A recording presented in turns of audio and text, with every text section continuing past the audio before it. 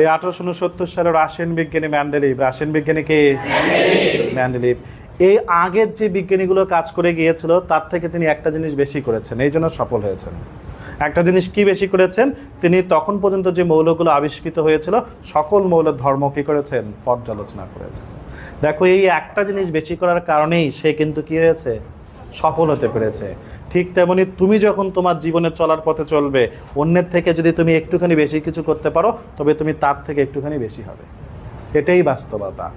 কালকে না কোনদিন বলছিলাম না যে যখন কোনো পরীক্ষা দেওয়া হয়, এই পরীক্ষায় প্রতিযোগীর ক্ষেত্রে দেখা যায় কারো 4 লাখ হতে পারে, 4.5 লাখ হতে পারে, অথবা এর থেকে বেশি সংখ্যা দেখা যায় যে এতজন প্রতিযোগী অংশগ্রহণ করছে। কিন্তু সত্যিকার অর্থে তারা কি সবাই প্রতিযোগী? তারা কিন্তু নয়। এই 4.5 লাখের মধ্যে হয়তো 10,000 জন কি করবে? প্রতিযোগিতা করবে। আর বাকিগুলো ওই প্রতিযোগিতার সৌন্দর্য, বাকিগুলোই প্রতিযোগিতার সৌন্দর্য যে এতজন এসেছে, প্রতিযোগিতাটা বিশাল আকারে হচ্ছে, এছাড়া আর কিছুই নয়। ওই যে খুশির ঠেলায় পরীক্ষা দিতে যায়। কেউ কেউ আবার বলে হয়তো একটু ঘুরে আসি, দেখে এসে অনেক দিতে যায় না, এরকম পরীক্ষা দেয়। তাদের সাথে তো তোমার যদি কম্পেয়ার করো, তোমার তো দরকার ওই প্রতিযোগিতায় প্রতিযোগী হওয়া, সৌন্দর্য হওয়ার দরকার নাই, দর্শক হওয়ার দরকার নাই।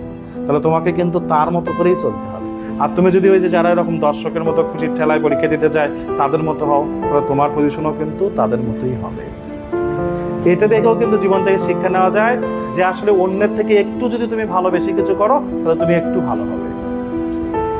অন্য বিজ্ঞানীগুলো কিন্তু তারা কেউ এই সকল মৌলের ধর্ম কি করেনি?